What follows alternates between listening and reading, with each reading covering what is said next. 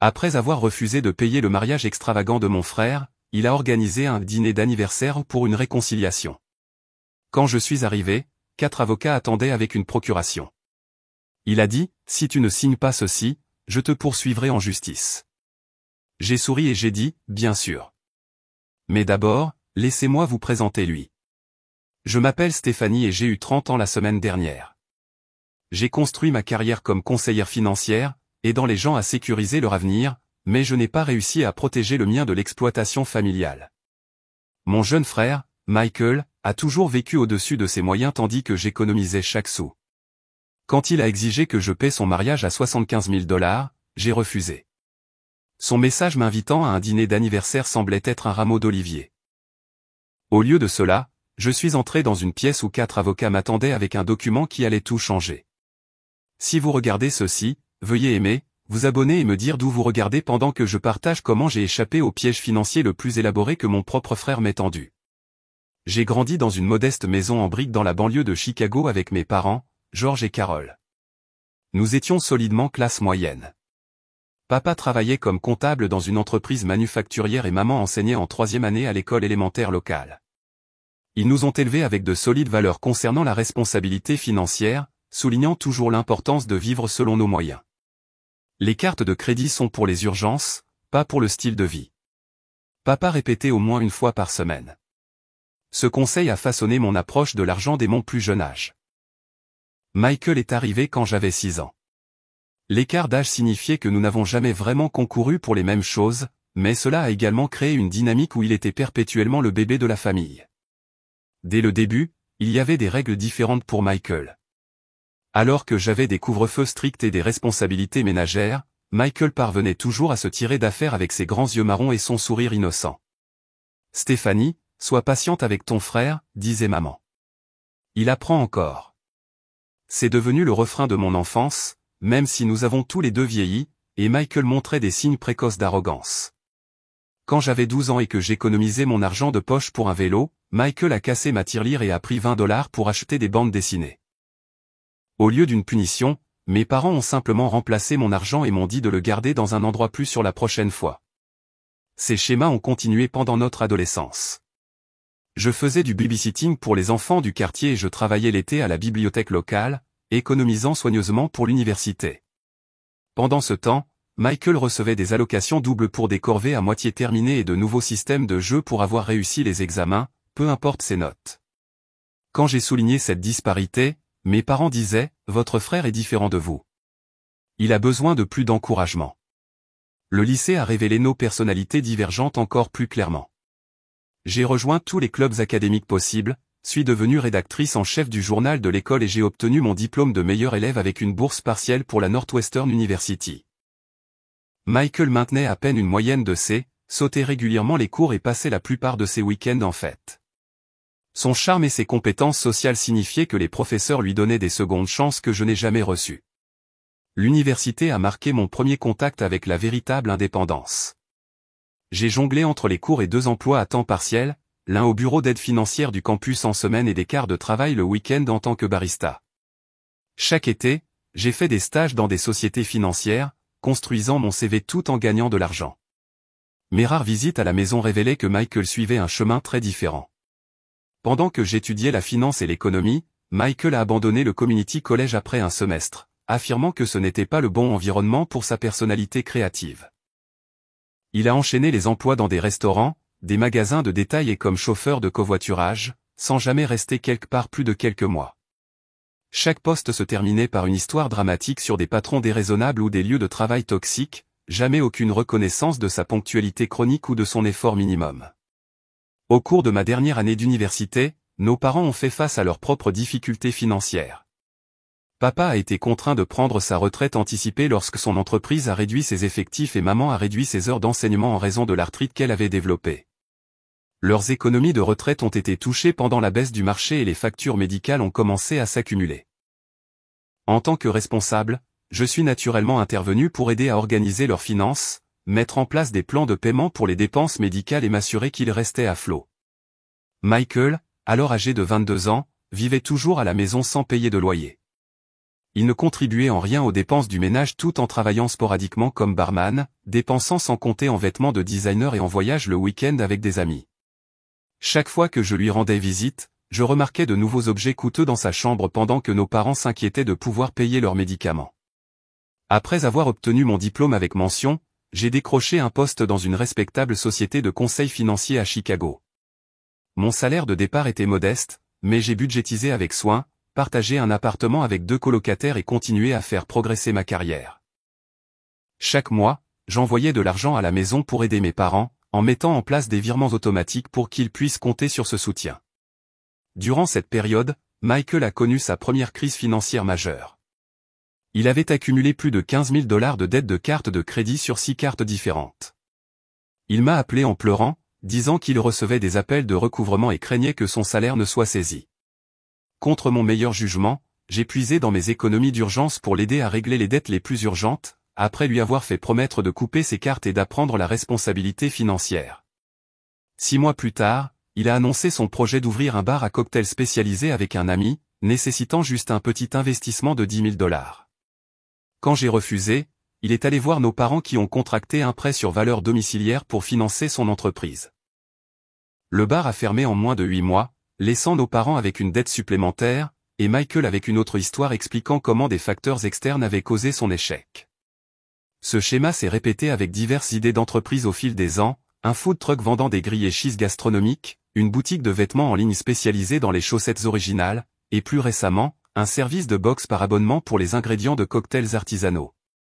Chaque entreprise commençait avec enthousiasme et se terminait par des excuses, laissant des débris financiers à nettoyer par d'autres. Pendant ce temps, ma carrière a progressé régulièrement.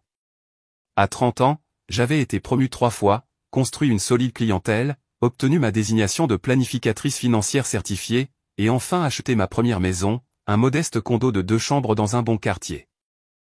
Je vivais confortablement, mais toujours dans mes moyens, en maintenant un fonds d'urgence et des comptes de retraite tout en continuant à aider mes parents. Il y a 3 ans, j'ai rencontré Daniel lors d'une collecte de fonds caritative. Il travaillait comme architecte dans un cabinet spécialisé dans la conception durable. Notre relation s'est développée naturellement et sainement. Daniel comprenait mes valeurs financières et partageait des valeurs similaires. Il avait grandi dans une famille qui a lutté après que son père ait perdu son emploi pendant la récession. Il appréciait donc la stabilité financière sans le matérialisme. Avoir Daniel dans ma vie a apporté un soutien émotionnel dont je n'avais jamais réalisé que j'avais besoin, surtout face aux dynamiques familiales. Avec les encouragements de Daniel, j'ai commencé à établir des limites plus fermes avec Michael. J'ai refusé des prêts qui n'ont jamais été remboursés et j'ai cessé d'être son fonds de secours d'urgence. Cela a créé des tensions, Michael m'accusant de changer et de devenir snob depuis que j'avais rencontré Daniel. Nos parents, pris entre deux feux, me faisaient souvent pression pour que je maintienne la paix en cédant aux demandes de Michael. Je ne savais pas que mon établissement de limites allait être testé d'une manière que je n'avais jamais imaginée lorsque Michael a rencontré Britney et a décidé qu'il était temps de se marier dans un style bien au-delà de ce qu'il pouvait se permettre. La première fois que j'ai entendu parler de Britney, ce fut par une notification Instagram. Michael m'avait tagué sur un post avec la légende « Elle a dit oui », montrant un gros plan de la main d'une femme arborant une bague en diamant qui semblait suspectement grande. J'ai immédiatement appelé mes parents. « Savais-tu que Michael sortait avec quelqu'un de sérieux ?» ai-je demandé à maman. « Eh bien, il a mentionné une nouvelle petite amie il y a quelques mois », a-t-elle répondu avec hésitation. Ils se sont rencontrés dans ce bar sur le toit où ils travaillaient. Elle est une sorte de personnalité des médias sociaux, je crois. Plus tard dans la soirée, Michael a appelé, inhabituellement enthousiaste. « Steph, as-tu vu mon post ?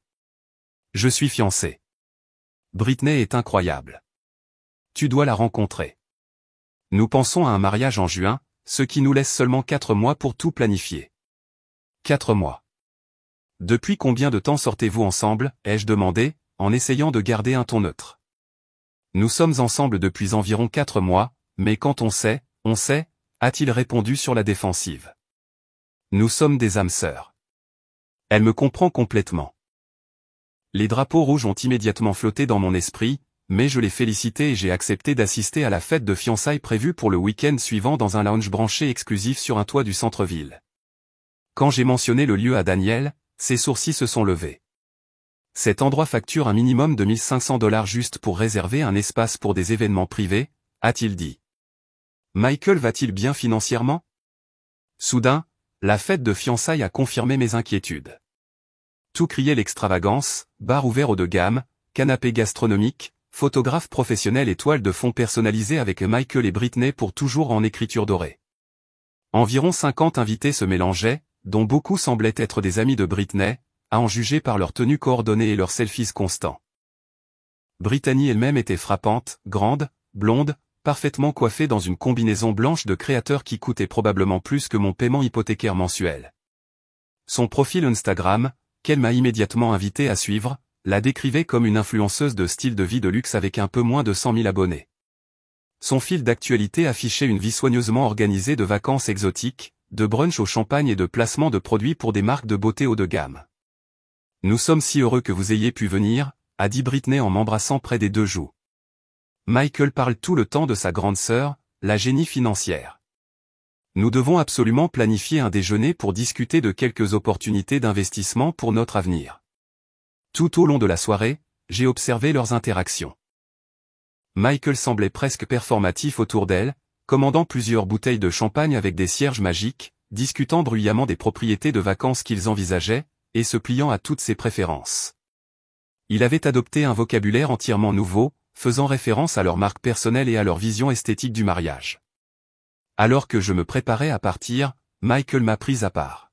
« Qu'en penses-tu? Une fête incroyable, n'est-ce pas? Britney a un goût incroyable. C'est charmant, ai-je dit. Cela a dû coûter cher.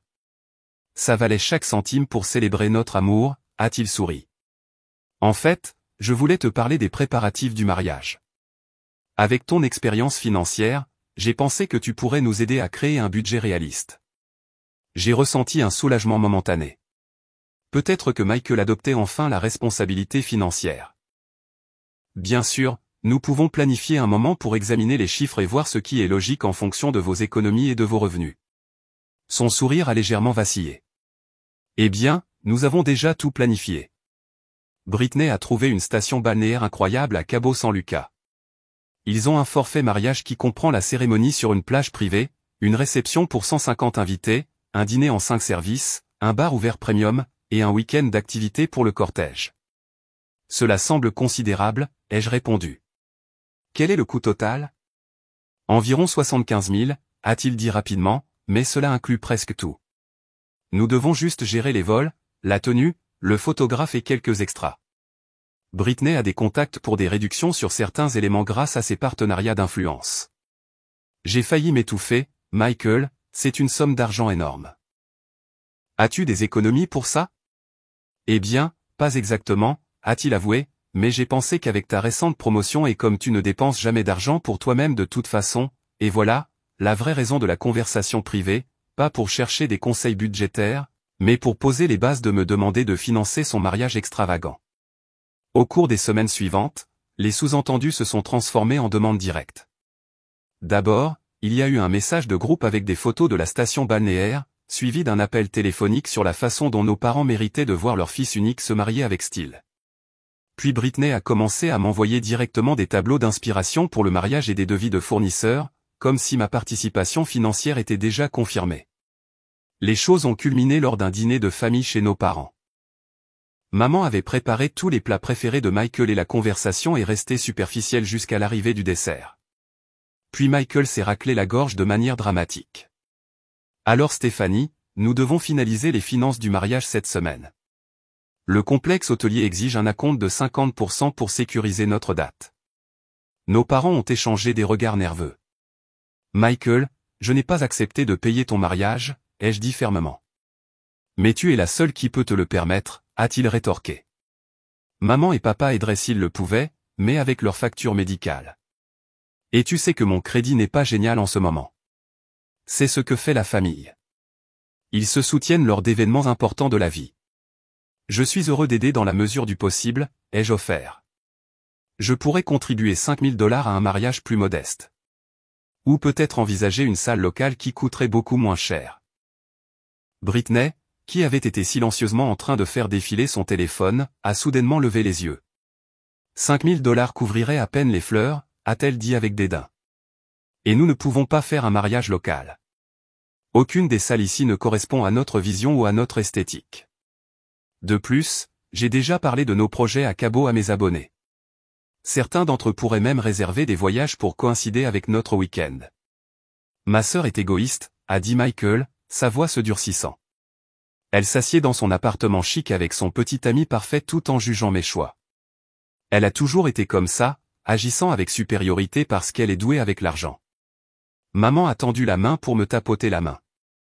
Stéphanie, chérie, peut-être que tu pourrais reconsidérer. Ton frère ne prévoit de se marier qu'une seule fois. Cela signifierait beaucoup pour nous tous. Je me suis sentie prise au piège et trahie. Même mes parents me faisaient pression pour que je finance cette absurdité. Je ne peux pas et je ne dépenserai pas mes économies de retraite et mon fonds d'urgence pour un mariage de luxe dans une destination, pour une relation qui dure moins d'1 an, ai-je dit, en essayant de garder ma voix ferme. Ce serait financièrement irresponsable. Je suis disposé à aider à hauteur d'un montant raisonnable, mais pas $75 000. Tu sais quoi? Oublie ça. Michael s'est levé, une serviette jetée sur la table. Je savais que tu trouverais un moyen de tout gâcher aussi. Allez, Britney. Allons-y. Britney m'a lancé un regard froid avant de suivre Michael, ses dernières paroles me blessant profondément. Pas étonnant que tu sois toujours célibataire si c'est comme ça que tu traites ta famille. Après leur départ, mes parents ont recommencé leur routine habituelle d'excuses pour le comportement de Michael. Il est juste excité par le mariage, a dit papa chaque semaine. Tu sais comment il s'emballe. Et Britney a certaines attentes, a ajouté maman. Elle vient d'un milieu aisé. J'ai conduit chez moi en pleurant cette nuit-là et j'ai appelé Daniel immédiatement. Il est venu avec de la crème glacée et un esprit rationnel. Tu as absolument raison de refuser, m'a-t-il assuré. Aucune personne raisonnable ne s'attend à ce que son frère dépense une telle somme pour un mariage. Michael essaie de te manipuler, comme il le fait toujours. Mais si j'étais égoïste, ai-je demandé, exprimant ma plus grande peur. Et si j'étais juste pingre alors que je pourrais techniquement aider davantage? Daniel a pris mes mains dans les siennes. Stéphanie, les limites financières ne sont pas égoïstes. Tu as travaillé dur pour ta stabilité. Aider la famille est une chose, mais permettre l'irresponsabilité financière en est une autre. Une banque donnerait-elle un prêt de $75 000 à Michael avec son historique de crédit et ses revenus? Bien sûr que non. Pourquoi le ferais-tu? Ces mots ont renforcé ma détermination. Le lendemain, j'ai envoyé à Michael un email calme et clair réitérant mon offre de $5000 pour un mariage à prix raisonnable, à condition que lui et Britney créent et respectent un budget réaliste. J'ai également proposé de les aider à planifier un beau mariage dans leurs moyens. La réponse a été une série de messages textes furieux m'accusant de vouloir contrôler sa vie, de ruiner son bonheur et de l'embarrasser devant la famille de Britney. Le dernier message disait simplement « Ne te donne pas la peine de venir au mariage. Tu n'es plus invité. » Pendant près de 3 semaines, je n'ai eu aucune nouvelle de Michael ni de mes parents. Je me suis plongé dans le travail, essayant d'ignorer la douleur et la déception. Puis, sans prévenir, un message de Michael est apparu sur mon téléphone. Le message de Michael est apparu étonnamment conciliant. « Salut sœur, j'ai réfléchi à notre dispute. J'ai peut-être réagi de manière excessive. Je sais que l'argent est un sujet sensible et j'aurais dû l'aborder différemment. Pouvons-nous parler sans parler de mariage? Je promets. » J'ai montré le message à Daniel qui avait l'air sceptique. Cela ne ressemble pas du tout à Michael. Il n'admet jamais avoir tort. Pourtant, je voulais croire que mon frère était capable de croissance. J'ai répondu avec prudence, acceptant de parler. Sa réponse est venue rapidement, suggérant que nous nous rencontrions pour dîner plutôt que juste un appel téléphonique. En fait, ton anniversaire est la semaine prochaine. Laisse-moi t'emmener au restaurant Giovanni pour célébrer et te faire amende honorable. Tu te souviens comment nous allions là-bas pour les occasions spéciales quand nous étions enfants? Mardi à 19 h. Giovanni était en effet mon restaurant préféré, un endroit italien haut de gamme au centre-ville où nos parents nous emmenaient pour les célébrations importantes. Le fait que Michael se soit souvenu de ce détail semblait être un signe positif. Peut-être que la pression du mariage venait principalement de Britney et qu'il tendait maintenant la main indépendamment. J'ai appelé ma meilleure amie Jessica ce soir-là pour la tenir au courant du développement. Cela semble suspect, a-t-elle immédiatement dit. Michael ne s'excuse jamais et il ne dépense certainement jamais d'argent pour les autres. Tu te souviens de ton dîner de remise de diplôme? Il a commandé le steak le plus cher et a ensuite oublié son portefeuille à quelques reprises. Peut-être qu'il regrette vraiment cette fois, ai-je suggéré, bien que le doute avait déjà surgi. Ou peut-être est-ce une autre tactique de manipulation, a rétorqué Jessica. Tu as rejeté sa demande de mariage. Alors maintenant, il essaie une approche différente. Sois juste prudente. Quand j'ai mentionné l'invitation au dîner à Daniel, il était plus optimiste. Cela pourrait être un véritable rameau d'olivier. Les relations avec les frères et sœurs sont importantes, même compliquées. Garde juste ta garde levée et évite de faire des engagements financiers. Ce qui m'a paru étrange, ce fut la réaction de mes parents lorsque j'ai mentionné le dîner d'anniversaire lors de notre appel téléphonique hebdomadaire. Papa s'est tu et maman s'est soudainement montré très intéressés à discuter d'un événement communautaire sans rapport. Quand j'ai insisté pour savoir s'ils pourraient nous rejoindre pour le dîner, maman a rapidement répondu « Oh non, ma chérie. Cela devrait être juste entre vous deux, une occasion de renouer. » Mon soupçon a grandi quand j'ai recherché Giovanni en ligne et découvert qu'ils exigeaient un paiement intégral à l'avance pour les salles à manger privées. Michael avait-il réservé une salle privée pour ce qui était censé être un simple dîner d'anniversaire? Cela semblait excessif pour un repas de réconciliation informel. 3 jours avant le dîner prévu, j'ai reçu un appel inattendu du restaurant. Miss Walker, c'est Antonio du restaurant Giovanni. J'appelle pour confirmer votre rendez-vous professionnel prévu pour mardi soir dans notre salon vénitien. Rendez-vous professionnel? Ai-je répété. Je pensais que c'était un dîner d'anniversaire. Il y eut une pause maladroite. La réservation faite par M. Walker demandait spécifiquement notre configuration de réunion d'affaires avec écran de présentation et siège de conférence, pas notre arrangement de dîner standard. Il a payé la compte la semaine dernière. Après avoir remercié Antonio et raccroché, je suis resté assise à fixer mon téléphone. Pourquoi Michael demanderait-il une configuration professionnelle pour un dîner d'anniversaire? Et où avait-il trouvé l'argent pour un acompte dans l'un des restaurants les plus chers de la ville alors qu'il prétendait des difficultés financières? Quelque chose n'allait vraiment pas. J'ai appelé Thomas, un ami de faculté de droit qui m'avait aidé avec des questions juridiques par le passé. Cela ressemble à ce que votre frère pourrait planifier une sorte de proposition ou de présentation formelle, a dit Thomas après que j'ai expliqué la situation. Compte tenu de votre historique avec lui et avec l'argent, je serai très prudente. Voulez-vous que je vérifie s'il a déposé des documents juridiques récemment? Pourrais-tu, ai-je demandé, soulagé d'avoir une aide experte? Cela semble paranoïaque, mais cela ressemble à une mise en scène. Thomas a rappelé le lendemain. J'ai vérifié les registres judiciaires et les dépôts récents. Il n'y a rien sous votre nom ou le sien qui soulève des préoccupations immédiates, mais cela ne signifie pas qu'il ne planifie rien. Si vous voulez toujours aller à ce dîner, je vous suggérerais d'avoir quelqu'un en attente. Je pourrais me rendre disponible ce soir-là si vous avez besoin d'une consultation juridique immédiate. La veille du dîner, j'ai reçu plusieurs messages de Michael confirmant les détails et ajoutant des demandes étranges. Porte quelque chose de bien. Apporte ta pièce d'identité et tous les documents financiers dont tu pourrais avoir besoin pour des surprises d'anniversaire et viens seul, s'il te plaît.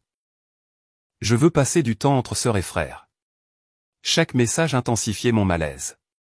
J'ai décidé de mettre en place plusieurs précautions. Premièrement, j'ai demandé à Daniel d'arriver au restaurant 30 minutes après moi et de s'asseoir au bar, à la vue des salles à manger privées. Deuxièmement, je me suis assuré que Thomas était disponible par téléphone. Troisièmement, j'ai chargé complètement mon téléphone et téléchargé une application d'enregistrement vocal, en m'assurant qu'elle pouvait enregistrer même si mon écran était verrouillé.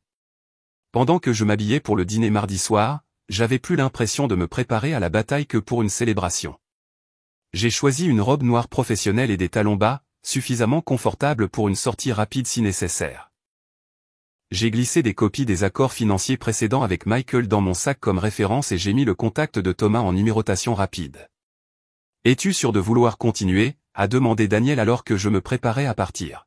« Tu pourrais simplement annuler. »« Je dois savoir ce qu'il prépare », ai-je répondu. « Sinon, il essaiera une autre approche. Mieux vaut affronter quoi que ce soit directement. »« Envoie-moi un message quand tu arrives », a-t-il insisté. Et encore, une fois que tu es à l'intérieur, je serai là à 19h30 quoi qu'il arrive. Alors que je conduisais au centre-ville, mon estomac se nouait d'anxiété. Des années de manipulation financière m'avaient appris à reconnaître les schémas de Michael et tout dans cette situation déclenchait des signaux d'alarme. Quoi qu'il m'attende au restaurant Giovanni, j'étais sûr que ce ne serait pas une simple célébration d'anniversaire. Je suis arrivé chez Giovanni à 18h55, prenant une profonde inspiration avant de confier ma voiture au voiturier. La façade familière du restaurant avec son éclairage chaleureux et son auvent élégant me rappelait habituellement de heureux souvenirs d'enfance. Ce soir, cela ressemblait à l'entrée d'un piège. « Bonsoir, Miss Walker. » L'hôtesse m'a salué avec une chaleur professionnelle. « Votre groupe est déjà installé dans le salon vénitien. Veuillez me suivre. » Au lieu de me conduire dans la salle à manger principale avec ses tables intimes et son éclairage romantique, elle m'a guidé à travers un couloir latéral vers les salles privées utilisées pour les événements d'entreprise et les grandes célébrations familiales. Nous nous sommes arrêtés devant une lourde porte en bois avec la gravure salon vénitien sur une plaque de laiton. « Profitez de votre soirée », a dit l'hôtesse, ouvrant la porte et me faisant signe d'entrer. La scène qui m'a accueilli a confirmé mes pires soupçons. Il n'y avait aucune décoration d'anniversaire, aucune table festive, aucun signe de célébration. Au lieu de cela, la pièce était aménagée comme une réunion d'affaires. Une longue table en acajou dominait le centre, entourée de chaises en cuir à dossier haut. Au bout se trouvaient Michael et Britney, tous deux habillés formellement. Mes parents occupaient des chaises à leur droite, visiblement mal à l'aise et évitant le contact visuel. 4 personnes inconnues en costumes coûteux, 2 hommes et 2 femmes, étaient assises en face, avec des dossiers en cuir placés précisément devant eux. Pas une seule carte d'anniversaire ou de cadeau n'était visible. Pas de gâteau, pas de bougie. Il ne s'agissait jamais de mon anniversaire. Stéphanie, pile à l'heure comme toujours, a dit Michael, son sourire tendu et pratiqué. S'il te plaît, prends place. Il a désigné la seule chaise à l'autre bout de la table, positionnée de manière à ce que je sois face à tout le monde comme un accusé devant un tribunal. Alors que j'approchais lentement de la table, Michael a procédé aux présentations avec une formalité inhabituelle. Je voudrais vous présenter Richard Thornton, mon avocat. Il a désigné un homme aux cheveux argentés aux yeux perçants qui a fait un bref signe de tête, et ses associés de Thornon Meyer et Associés. Avocat, mes soupçons se sont transformés en une froide terreur. J'ai soigneusement sorti mon téléphone, activé l'application d'enregistrement dans ma poche, et j'ai pris le siège offert. De quoi s'agit-il, Michael, ai-je demandé directement. Ce n'est clairement pas un dîner d'anniversaire. Nous y viendrons, a-t-il répondu calmement. D'abord, commandons du vin pour rendre cela plus confortable. Je préférerais savoir pourquoi je suis assise face à 4 avocats avant de nous préoccuper du vin, ai-je répliqué. Richard Thornton s'est raclé la gorge. Miss Walker, votre frère a consulté notre cabinet concernant une affaire financière familiale. Nous sommes là pour faciliter une discussion et un accord potentiel. Sur cette indication, l'une des avocates a glissé un document épais vers moi. L'entête disait « Accord de pouvoir d'avocat en gros caractères ». Qu'est-ce que c'est, ai-je demandé, bien que je le savais déjà. Michael s'est penché en avant, son expression un mélange calculé de préoccupation et de détermination. Stéphanie, tu as toujours été la personne financièrement responsable de notre famille. Tu as la formation, l'expertise et les ressources que le reste d'entre nous n'avons pas. En tant que famille, nous avons certaines obligations les uns envers les autres. J'ai toujours aidé quand j'ai pu, ai-je répondu avec prudence. Mais cette réunion semble excessive pour une discussion familiale. Nous sommes au-delà de la discussion, a poursuivi Michael, son ton se durcissant. Maman et papa vieillissent. Leur facture médicale augmente. Ma nouvelle famille avec Britney ne fait que commencer. En tant que personne qui réussit, tu as le devoir d'assurer la sécurité financière de notre famille.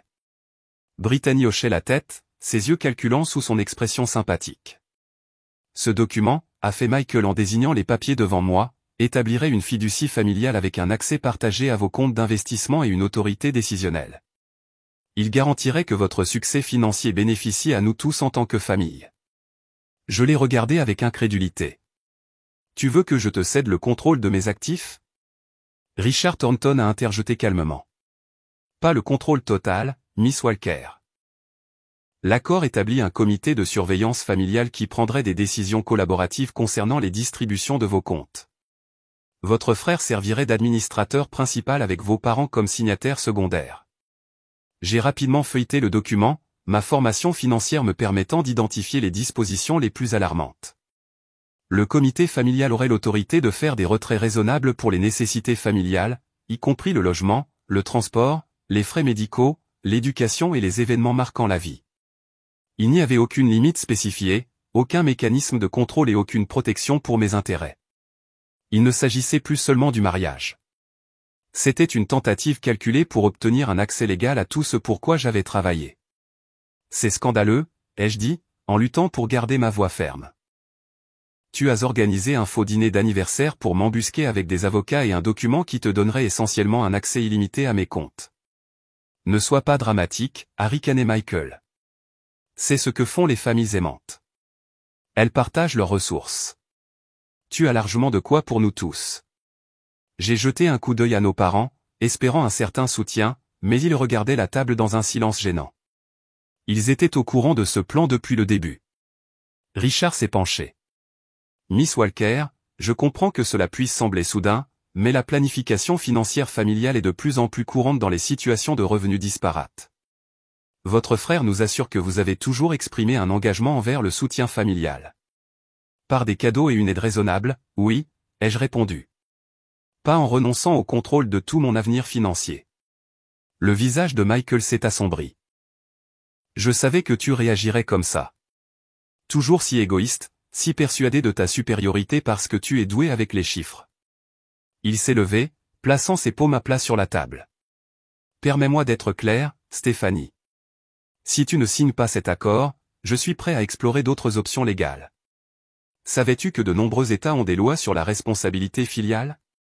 Elles pourraient te forcer à soutenir maman et papa de toute façon.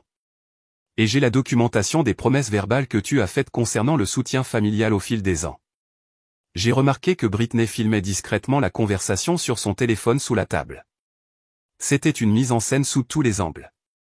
Tu me menaces, ai-je demandé, étonné de la façon dont ma voix sonnait calmement, malgré mon cœur qui battait la chamade. Je te donne des options, a répondu Michael froidement. Signe l'accord ce soir ou je porterai plainte demain. Je rendrai public comment tu as abandonné ta famille malgré ta richesse. Comment penses-tu que tes clients réagiraient à une conseillère financière qui refuse d'aider ses propres parents? Ta réputation serait ruinée. La pièce tomba dans le silence. C'était le moment de la plus haute tension, l'aboutissement de décennies de manipulation et d'arrogance. Michael s'attendait clairement à ce que je m'effondre sous la pression de renoncer à mon autonomie financière plutôt que d'affronter une bataille juridique coûteuse et une honte publique. Au lieu de cela, j'ai pris une profonde inspiration et j'ai attrapé mon téléphone, envoyant un bref message sous la table. Michael a mal interprété mon calme et mon léger sourire comme une capitulation. Sa posture s'est détendue, la confiance rayonnant de son expression. Je savais que tu finirais par voir la raison, a-t-il dit. La famille passe toujours avant tout, n'est-ce pas? J'ai hoché lentement la tête, faisant semblant de considérer le document plus attentivement. Tu as clairement beaucoup réfléchi à cela, Michael. J'ai feuilleté quelques pages de plus, gagnant du temps. Après un moment, j'ai levé les yeux avec un sourire mesuré. Bien sûr, mais d'abord, laissez-moi vous présenter lui. Présenter qui? A demandé Michael, la confusion traversant son visage. La porte de la salle privée s'est ouverte pile au bon moment. Daniel est entré le premier, immédiatement suivi de Thomas, qui portait une mallette en cuir. L'atmosphère confiante dans la pièce s'est évaporée instantanément, remplacée par des regards confus et des consultations murmurées. « Qu'est-ce que c'est » a exigé Michael. « J'ai dit que tu devais venir seul. »« Tu as amené 4 avocats à un dîner d'anniversaire supposé » ai-je répondu calmement. « Je pense qu'un avocat et mon partenaire est un équilibre raisonnable. » Thomas s'est avancé, tendant professionnellement la main à Richard Thornton. « Thomas Reynolds, avocat. Je représente Miss Walker dans toutes les affaires financières et familiales. » Richard a hésité avant de lui serrer la main. On ne nous avait pas informé que Miss Walker avait une représentation légale. C'est parce que cette réunion a été organisée sous de faux prétextes, a répondu Thomas, son ton agréable mais ferme. Maintenant, je comprends que vous avez présenté à ma cliente une sorte d'accord financier. Thomas a pris le document devant moi, l'a parcouru rapidement avec des yeux exercés. Ses sourcils se sont élevés progressivement au fur et à mesure qu'il tournait chaque page. C'est tout à fait extraordinaire, a-t-il finalement dit. En 15 ans de pratique, j'ai rarement vu un accord aussi agressivement unilatéral en dehors d'enquête pour fraude. Il a remis le document sur la table et a ouvert sa mallette, en sortant un petit enregistreur numérique. Miss Walker a enregistré toute la conversation avec vos menaces voilées et vos aveux. L'Illinois est un État de consentement bipartite pour les enregistrements, mais, chose intéressante, les exceptions incluent l'enregistrement de preuves de chantage ou de tentatives d'extorsion, ce que cette conversation constitue clairement. Le visage de Michael a perdu toute couleur. Vous ne pouvez pas nous enregistrer sans permission. C'est illégal. En fait, a continué Thomas comme si Michael ne parlait pas. Ma cliente a documenté une tendance de tentative de manipulation financière remontant à plusieurs années. Il a produit un dossier contenant des copies de messages textes, de mails et de relevés bancaires. Ceci constitue la preuve de demandes frauduleuses antérieures et de fausses déclarations concernant un besoin financier. J'ai remarqué que Britney essayait frénétiquement de supprimer quelque chose de son téléphone, probablement l'enregistrement qu'elle faisait. Trop tard, ai-je dit, en désignant son téléphone. La suppression de preuves après avoir été informé de poursuites judiciaires potentielles constitue une destruction de preuves. L'atmosphère dans la pièce avait complètement changé. Les 4 avocats que Michael avait amenés échangeaient maintenant des regards inquiets, réévaluant clairement leur implication. Richard Thornton s'est raclé la gorge avec gêne. Peut-être devrions-nous ajourner pour considérer les nouvelles informations présentées, a-t-il suggéré. Il semble s'agir d'une affaire familiale plus complexe que ce qui avait été initialement représenté à notre cabinet. Avant cela, a interrompu Thomas. Je voudrais comprendre le contexte complet de la manière dont cette réunion a été organisée. Monsieur et Madame Walker, a-t-il adressé directement à mes parents. Étiez-vous au courant de la nature de cette réunion et des documents que votre fils avait l'intention de présenter? Mon père avait l'air misérable tandis que ma mère semblait au bord des larmes. Michael nous a dit que Stéphanie avait accepté d'aider aux finances familiales, a finalement admis papa. Il a dit que ce n'était qu'une formalité pour tout officialiser et protéger les intérêts de chacun. A-t-il mentionné que cela lui donnerait un accès direct et le contrôle des actifs de votre fille? Pas exactement, a murmuré maman. Il a dit que c'était un arrangement de fiducie familiale où Stéphanie conserverait le contrôle principal mais fournirait un soutien structuré. J'ai ressenti un étrange mélange de vindication et de chagrin. Michael avait manipulé non seulement moi, mais aussi nos parents, en utilisant leurs préoccupations concernant la retraite et les dépenses médicales pour obtenir leur complicité. Michael, ai-je dit calmement. Tu as menti à nos parents pour les faire venir. J'ai simplifié une situation complexe, a-t-il répliqué, bien que sa confiance fût clairement ébranlée. Ils ne comprennent pas le jargon juridique. Thomas a reporté son attention sur les avocats. Je suis curieux de savoir pourquoi votre cabinet est impliqué. Étiez-vous au courant que cette réunion était déguisée en célébration d'anniversaire ou que l'accord n'a pas été divulgué à ma cliente à l'avance? L'un des avocats associés s'est décalé avec gêne avant que Richard Thornton ne puisse répondre. On nous a informé qu'il s'agissait d'une réunion de planification financière familiale prévue, toutes les parties étant d'accord sur les termes généraux. Richard Thornton a soudainement semblé désireux de se distancier de la situation. Monsieur Walker nous a assuré qu'il s'agissait d'un arrangement mutuellement souhaité avec seulement des détails mineurs à finaliser.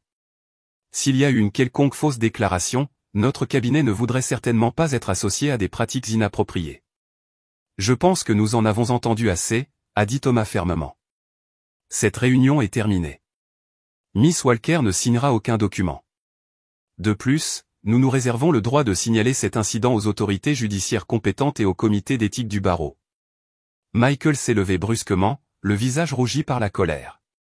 Tu ne peux pas faire ça. Nous sommes une famille. Tu as des obligations. La famille n'embusque pas la famille avec des documents juridiques prédateurs, ai-je répondu. Trouvant la force de m'opposer enfin à sa manipulation. La famille ne menace pas de poursuite judiciaire quand elle n'obtient pas ce qu'elle veut. Et la famille n'essaie certainement pas d'obtenir le contrôle des ressources financières de quelqu'un d'autre par la tromperie. Britney a tiré sur la manche de Michael, lui chuchotant urgemment à l'oreille.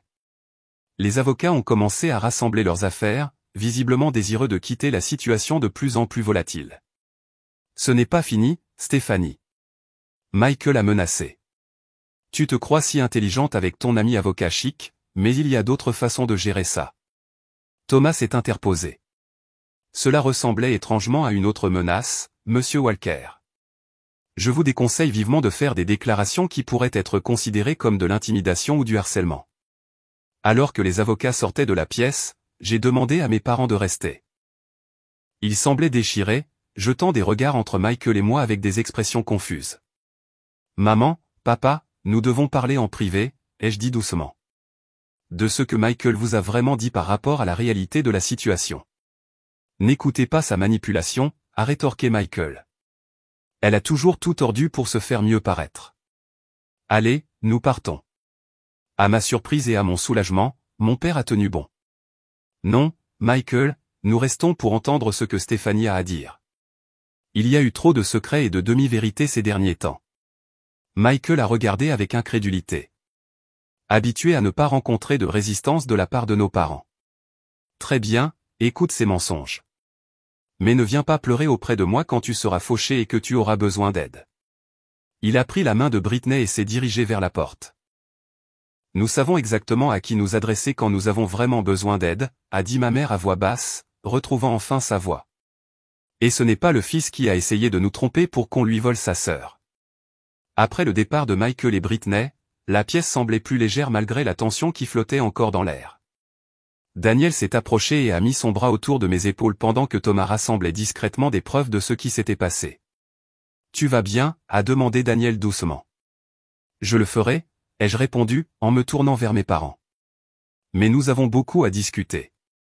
Au cours de l'heure suivante, alors que nous partagions un vrai dîner que Thomas avait soigneusement commandé, mes parents ont révélé l'étendue de la manipulation de Michael.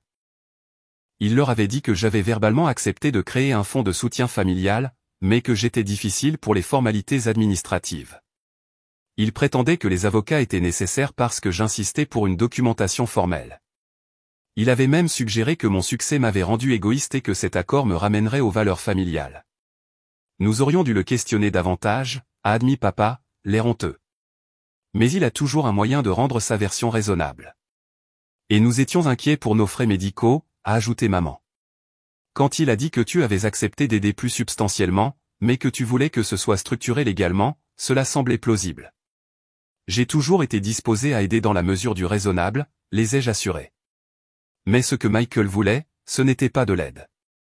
C'était le contrôle et un accès illimité à des fonds qu'il n'avait pas gagnés. À la fin de notre conversation, j'ai ressenti une nouvelle compréhension avec mes parents. Pour la première fois peut-être, ils voyaient clairement le schéma manipulateur de Michael sans excuser son comportement. Alors que nous nous préparions à partir, Thomas m'a pris à part. C'était une affaire serrée. Le document qu'ils ont présenté n'avait aucune validité légale en raison des circonstances coercitives, mais le fait que Michael soit allé aussi loin est préoccupant. Nous devrions discuter de la mise en place de protections juridiques pour vos actifs. J'ai hoché la tête, me sentant à la fois épuisé et soulagé. Merci d'être venu ce soir. Je ne sais pas ce qui se serait passé si j'avais été seul. Tu as été intelligente de te méfier et de te préparer, a-t-il répondu. La plupart des gens seraient entrés sans méfiance et auraient potentiellement signé quelque chose dans le feu de l'action. Alors que Daniel me ramenait à la maison, l'impact émotionnel complet de la soirée m'a enfin frappé. J'avais été embusqué par mon propre frère avec mes parents comme complices involontaires. La trahison m'a profondément blessé, mais sous la douleur se trouvait quelque chose d'inattendu. Un sentiment de clarté et de résolution que je n'avais jamais ressenti auparavant. Tu as très bien géré ça, a dit Daniel, me serrant la main à un feu rouge. Je suis tellement fier de toi. Ça ne ressemble pas à une victoire, ai-je admis. J'ai l'impression d'avoir perdu mon frère. Tu ne l'as pas perdu ce soir, a répondu doucement Daniel. Tu l'as juste vu clairement pour la première fois et c'est le premier pas vers l'établissement de relations plus saines ou la décision de quelle relation valent la peine d'être sauvée. Alors que nous arrivions dans mon allée, j'ai réalisé qu'il avait raison. Cette soirée douloureuse avait forcé un règlement longtemps attendu.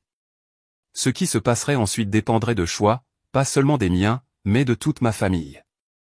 Le matin après l'embuscade chez Giovanni, je me suis réveillé avec 17 appels manqués et 34 messages de Michael. Il variait d'accusations remplies de rage, tu m'as humilié devant ma fiancée et mes avocats, à des déclarations de victimes blessées, je n'arrive pas à croire que ma propre sœur choisirait l'argent plutôt que la famille, à des tentatives désespérées de réconciliation, nous pouvons régler ça si tu veux bien écouter la raison. J'ai montré les messages à Daniel autour d'un café. Dois-je répondre, ai-je demandé. Pas pour l'instant, a-t-il conseillé. Laissez à chacun le temps de se calmer. Tu devrais parler à Thomas d'une mise en demeure formelle si les messages deviennent menaçants. J'ai pris ma journée de travail, trop épuisé émotionnellement pour me concentrer sur les portefeuilles des clients. Au lieu de cela, j'ai rencontré mes parents chez eux pour une conversation difficile mais nécessaire. Nous devons parler du schéma d'assistance à Michael qui nous a amenés à ce point, ai-je commencé doucement. Cela n'a pas commencé hier. Cela se construit depuis des décennies. Papa a baissé les yeux sur ses mains. Nous avons toujours pensé que nous l'aidions. Il avait besoin de plus de soutien que toi. Tu étais tellement indépendante, tellement capable. C'est ça le problème, ai-je expliqué. Tu as récompensé mon indépendance en attendant plus de moi, tout en récompensant la dépendance de Michael en attendant moins de lui. Maintenant, il pense qu'il a droit à tout ce que j'ai gagné. Au cours des heures suivantes, nous avons eu la conversation la plus honnête de notre vie d'adulte. Mes parents ont reconnu leur rôle dans la création de la dynamique malsaine, admettant qu'ils étaient tombés dans le piège d'abaisser leurs attentes pour Michael tout en les augmentant pour moi. Ils ont partagé leurs peurs concernant la retraite et les frais de santé que Michael avait exploités pour obtenir leur coopération. Nous sommes vraiment désolés, Stéphanie, a dit maman, les larmes aux yeux. Nous n'avons jamais voulu que les choses deviennent si déséquilibrées. À la fin de notre conversation, nous avions établi de nouvelles limites et de nouvelles attentes. J'ai réaffirmé mon engagement à les aider avec les dépenses médicales légitimes et les besoins d'urgence, tout en leur promettant d'arrêter de me faire pression pour céder aux demandes déraisonnables de Michael. Le lendemain, Thomas a appelé avec des nouvelles troublantes. Il y a eu des tentatives d'accéder à vos comptes, a-t-il dit gravement. Quelqu'un a essayé d'utiliser vos informations personnelles pour initier des réinitialisations de mots de passe sur vos plateformes d'investissement et vos comptes bancaires. Michael, ai-je dit immédiatement. Ce n'était pas une question. Très probablement, a convenu Thomas. Je recommande de changer tous vos mots de passe immédiatement, de mettre en place une authentification à 2 facteurs et de placer des alertes de fraude sur vos rapports de crédit. Nous devrions également envisager de geler votre crédit pour empêcher l'ouverture de comptes non autorisés en votre nom. Cet après-midi-là, j'ai rencontré Thomas et ma conseillère financière pour mettre en œuvre des protections complètes pour mes actifs. Nous avons mis à jour mon testament et mes documents de pouvoir d'avocat pour exclure spécifiquement Michael de tout rôle décisionnel, avons établi une fiducie avec des directives claires pour aider mes parents, et avons créé un dossier détaillé des tentatives de manipulation financière antérieures de Michael. C'est regrettable mais nécessaire, a dit ma conseillère financière pendant que nous finalisions les formalités. L'exploitation financière familiale est plus courante que les gens ne le pensent, et elle s'aggrave souvent si elle n'est pas traitée fermement. Une semaine après la confrontation au restaurant, j'ai reçu un appel surprenant de Britney. Elle semblait plus calme, manquant de sa confiance habituelle et polie. Stéphanie, Je pense que j'ai fait une erreur, a-t-elle commencé avec hésitation. Il y a des choses à propos de Michael que je ne savais pas quand nous nous sommes fiancés. Nous nous sommes rencontrés dans un café calme au centre-ville, où Britney a révélé qu'elle avait rompu les fiançailles après avoir découvert l'étendue de la tromperie financière de Michael.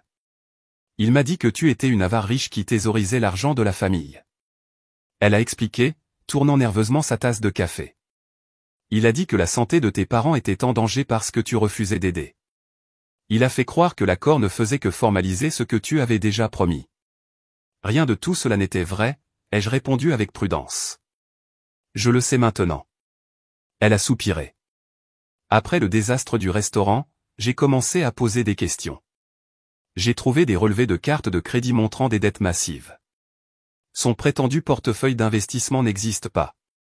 L'opportunité d'emploi à Los Angeles dont il parlait était entièrement fabriquée.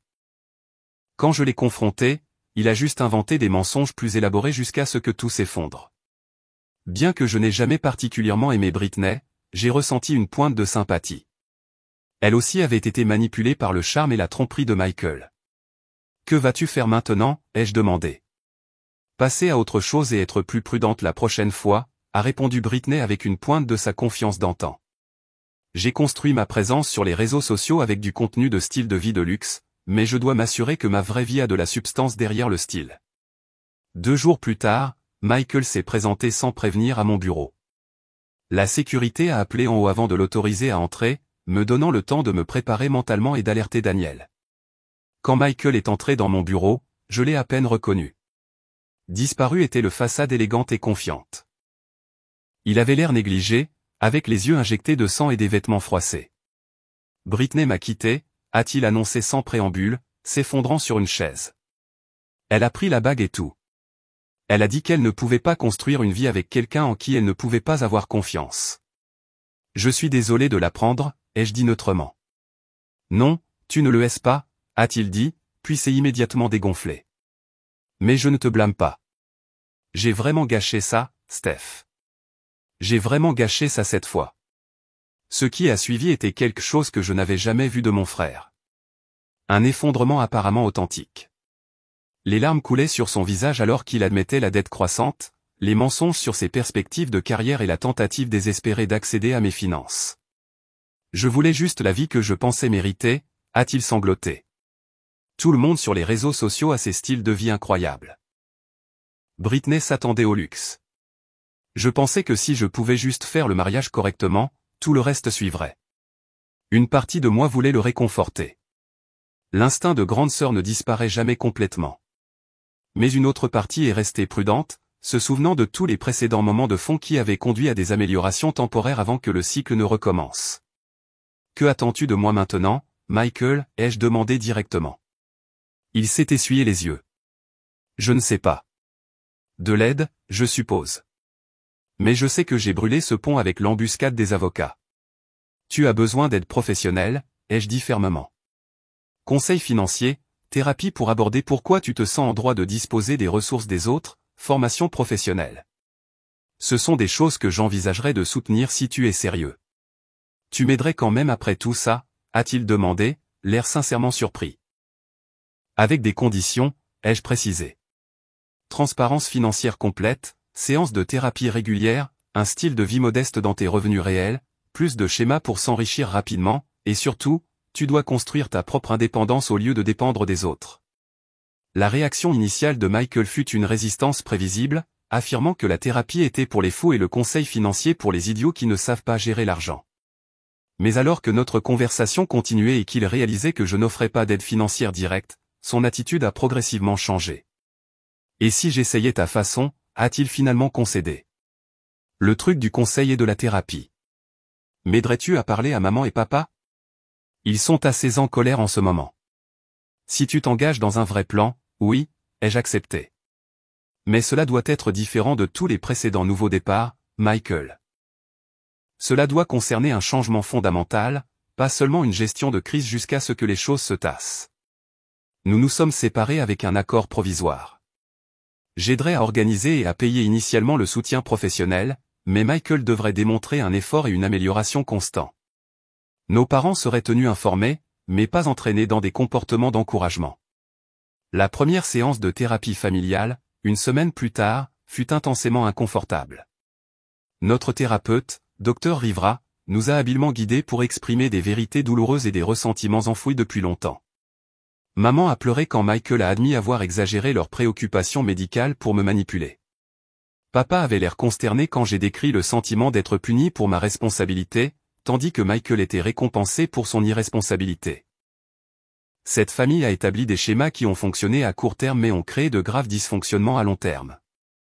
La docteure Rivera a observé que changer ces schémas prendrait du temps et de l'engagement de la part de tous. Dans les semaines qui ont suivi, j'ai ressenti un mélange complexe d'émotions.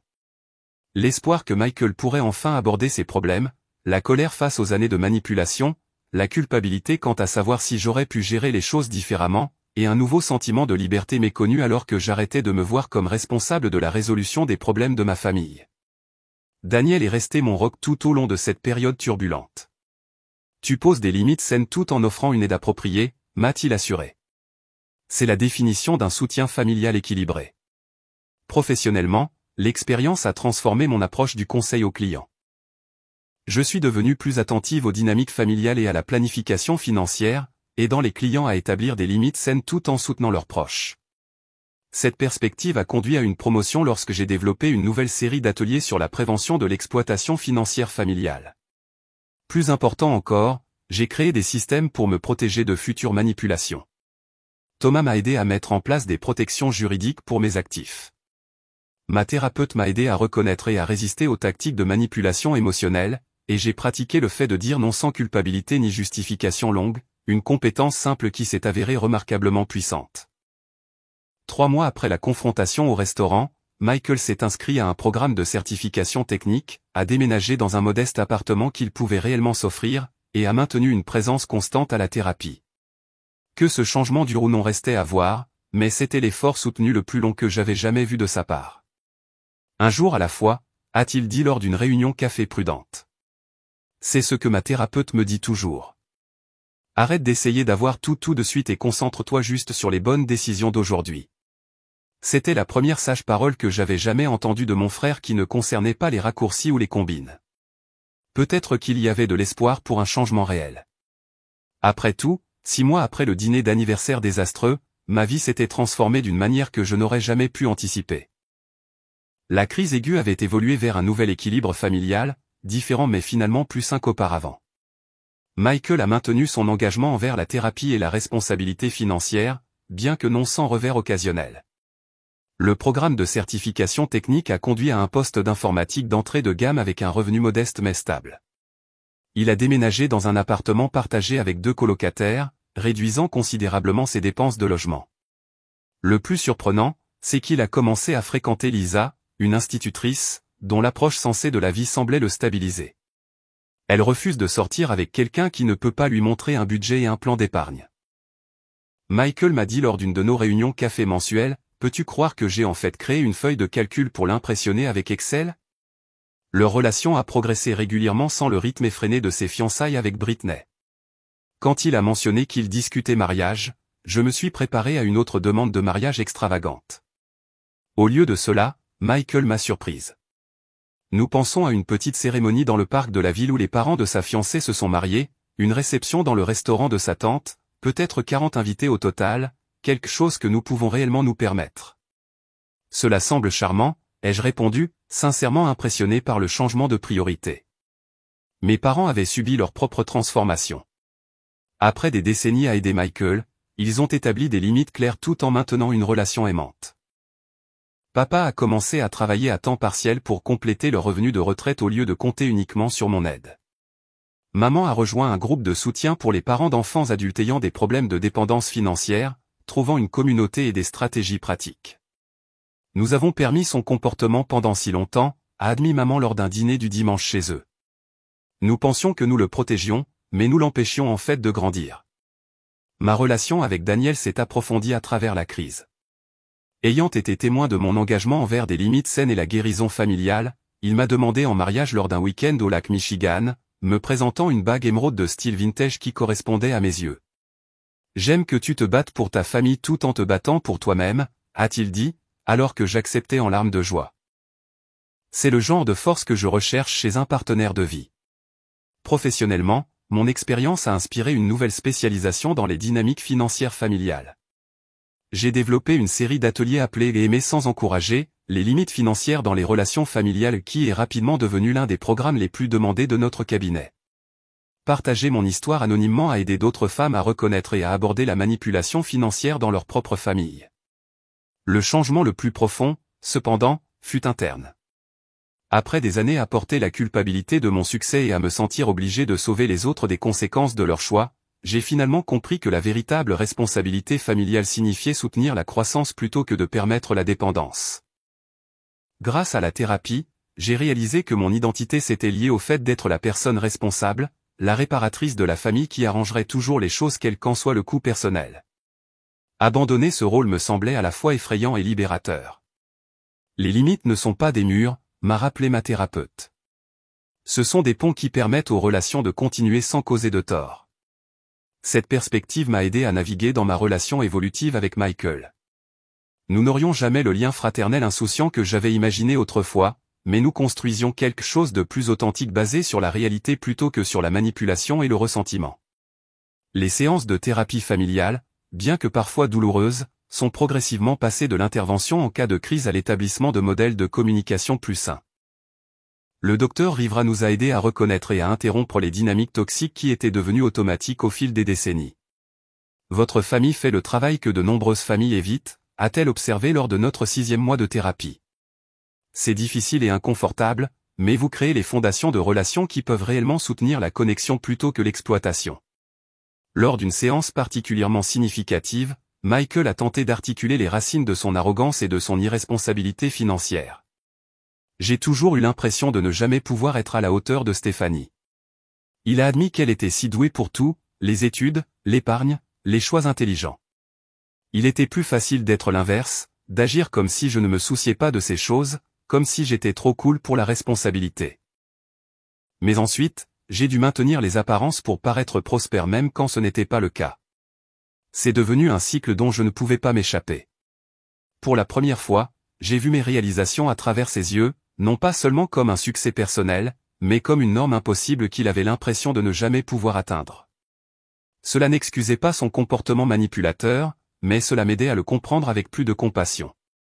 Le véritable test de notre nouvelle dynamique familiale est venu lorsque Michael et Lisa ont annoncé la grossesse de Lisa. Dans le passé, cela aurait déclenché une cascade de demandes et d'attentes financières. Au lieu de cela, Michael et Lisa ont présenté un budget réaliste pour les dépenses de bébé, ont demandé une aide spécifique et raisonnable pour la navigation dans l'assurance maladie, et ont accepté l'offre de nos parents de rénover leur vieux berceau plutôt que d'insister sur des articles neufs de luxe. Nous voulons que notre enfant grandisse en comprenant la différence entre les besoins et les envies, a expliqué Michael, sonnant remarquablement comme notre père. Mieux vaut l'apprendre dès le début que de le découvrir par la dure école comme je l'ai fait. Le dîner d'anniversaire qui avait été utilisé comme arme lors d'une embuscade est devenu un point de guérison lorsque j'ai organisé une véritable célébration pour moi-même dans un restaurant local. Entouré de Daniel, de mes parents, de Michael et Lisa, et d'amis proches, j'ai célébré non seulement une année de plus dans ma vie, mais aussi la nouvelle liberté de profiter des relations familiales sans crainte de manipulation. Alors que je regardais autour de la table les personnes que j'aimais, j'ai réfléchi au parcours douloureux qui nous avait amenés à cet endroit plus sain. L'embuscade avec les avocats avait été un point de rupture, une crise qui a forcé des changements longtemps attendus. Parfois, il faut une rupture spectaculaire pour créer de l'espace pour une guérison authentique. Les limites financières, j'ai réalisé, n'ont jamais vraiment été une question d'argent. Elles concernaient le respect, l'autonomie et la relation authentique. En protégeant mes actifs, j'avais en fait protégé quelque chose de beaucoup plus précieux. La possibilité d'une connexion authentique basée sur l'amour plutôt que sur l'exploitation. Mon expérience m'a appris que l'obligation familiale a des limites. L'amour ne signifie pas un accès financier illimité. Le soutien ne signifie pas encourager des schémas destructeurs. Et parfois, la chose la plus attentionnée que nous puissions faire pour ceux que nous aimons est d'arrêter de les sauver des conséquences de leurs choix. Ce voyage a transformé non seulement mes relations familiales, mais aussi ma compréhension de ma propre valeur. Ma valeur n'était jamais dans ce que je pouvais fournir matériellement, mais dans qui j'étais en tant que personne se tenant fermement dans ma vérité, même lorsqu'on me pressait de l'abandonner. Si vous avez déjà été confronté à des pressions financières familiales similaires, sachez que poser des limites n'est pas égoïste. C'est nécessaire à l'épanouissement des relations authentiques. Avez-vous déjà subi une manipulation financière de la part de membres de votre famille? Comment avez-vous géré cela? S'il vous plaît, partagez vos histoires dans les commentaires. Et si cela vous a interpellé, envisagez de vous abonner pour entendre plus d'histoires authentiques de dépassement de l'abus financier familial. N'oubliez pas que vous méritez le respect, quel que soit votre succès financier, et que le vrai soutien familial va dans les deux sens. Merci d'avoir écouté mon histoire et je vous souhaite de la force dans votre propre parcours d'établissement de limites.